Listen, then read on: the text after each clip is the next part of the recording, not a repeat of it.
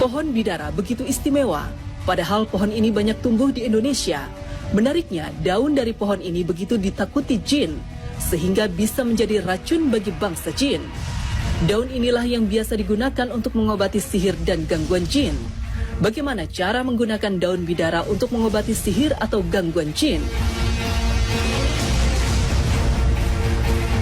Wahab bin Munabih, salah seorang pemuka tabi'in yang ahli dalam sejarah dan ilmu kedokteran, menyarankan cara menggunakannya untuk pengobatan dan pengusir jin dengan cara mengambil 7 lembar daun bidara yang dihaluskan, kemudian dilarutkan dalam air dan dibacakan ayat kursi, surat Al-Kafirun, Al-Ikhlas, Al-Falak, dan An-Nas.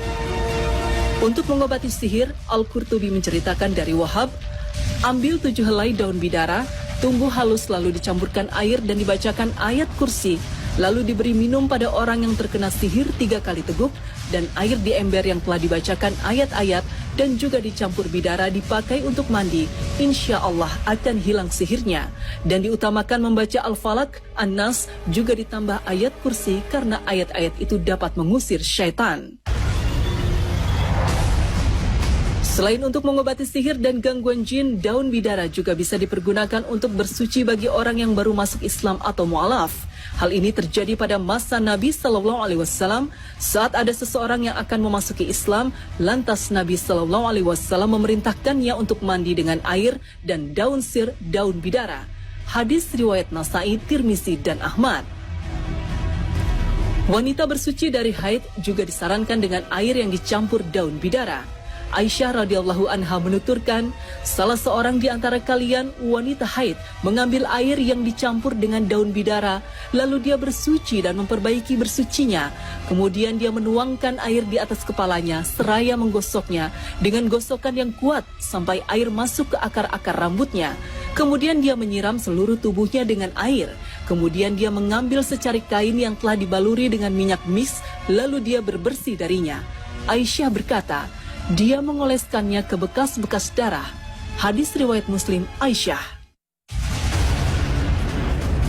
Masih ada manfaat daun bidara yang lain, dan inilah yang banyak dikenal di tanah air. Daun bidara biasa digunakan campuran untuk memandikan jenazah.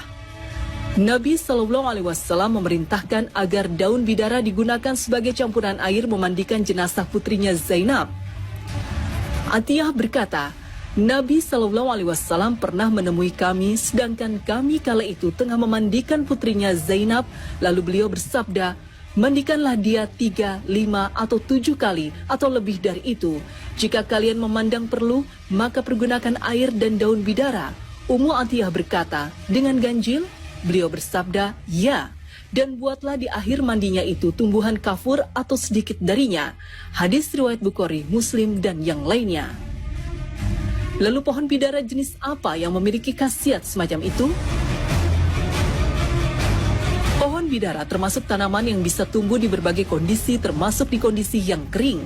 Oleh sebab itu, tumbuhan yang bernama Latin Ziziphus mauritiana tersebar secara alami di berbagai wilayah lain seperti Aljazair, Tunisia, Libya, Mesir, Uganda, dan Kenya di Afrika.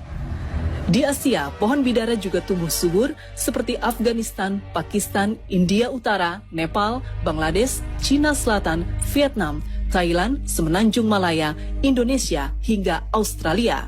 Tumbuhan ini bisa ditemukan mulai dari tepi pantai hingga daerah berketinggian 1000 meter di atas permukaan laut. Termasuk di Nusantara, tumbuhan ini menyebar secara merata di berbagai wilayah Indonesia. Di Indonesia memang banyak perbedaan pandangan mengenai pohon bidara ini. Ada yang bilang bidara yang bisa digunakan untuk ruqyah adalah bidara Arab, sedangkan bidara Cina dan bidara Jawa Widoro atau yang sering disebut apel India tidak dapat digunakan untuk ruqyah. Tapi para pakar ruqyah menegaskan bidara apel India buahnya bisa dimakan dan insya Allah dapat menghilangkan gangguan sihir yang menyerang perut. Perbedaan bidara Cina dan bidara apel India sama seperti perbedaan pisang Ambon dengan pisang jenis lainnya. Insya Allah kedua-duanya sama-sama dapat dipergunakan untuk mengusir jin.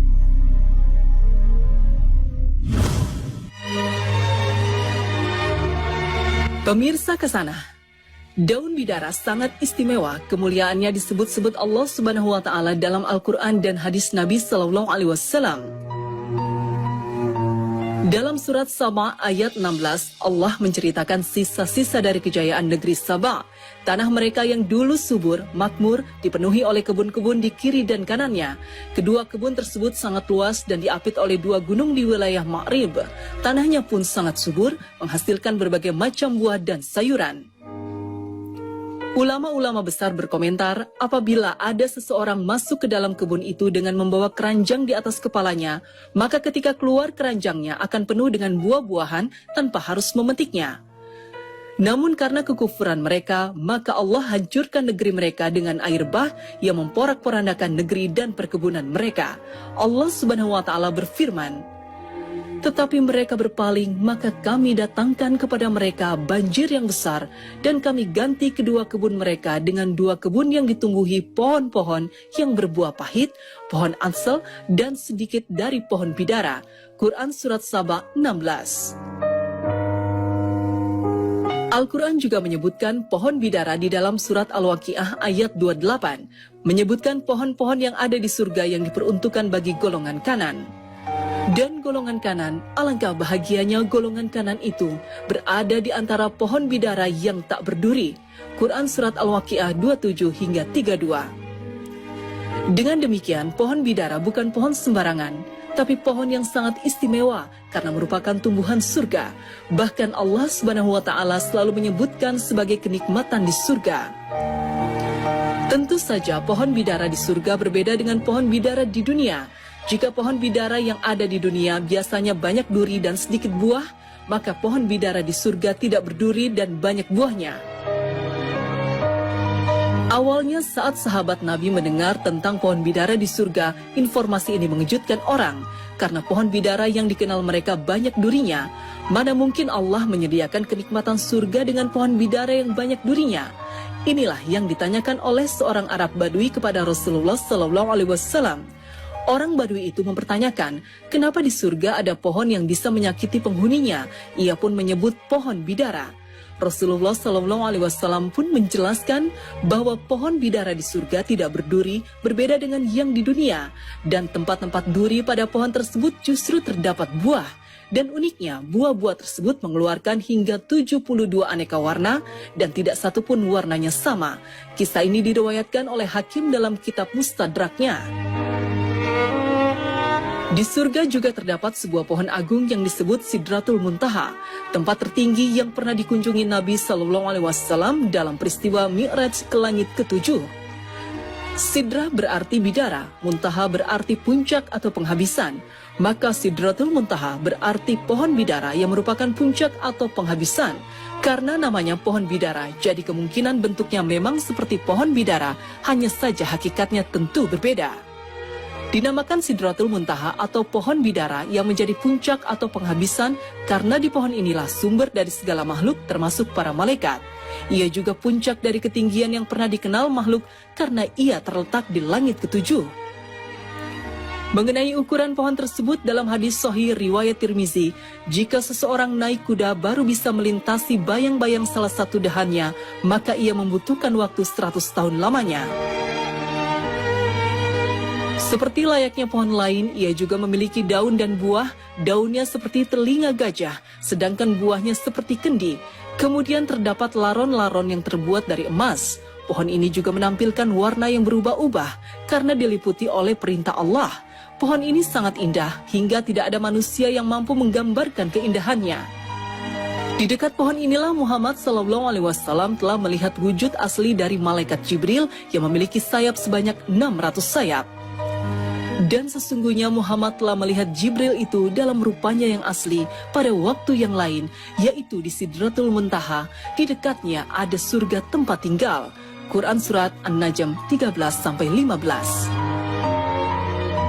Dikatakan pula bahwa Muhammad telah melihat Allah yang berupa cahaya atau hanya tertutup dengan cahaya. Di Sidratul Muntaha ini, Nabi Muhammad SAW mendapatkan perintah sholat 5 waktu. Perintah melaksanakan sholat tersebut pada awalnya adalah 50 kali setiap harinya, akan tetapi karena pertimbangan dan saran Nabi Musa, serta permohonan Nabi Muhammad sendiri, serta kasih dan sayang Allah, jumlahnya menjadi hanya 5 kali saja dalam sehari.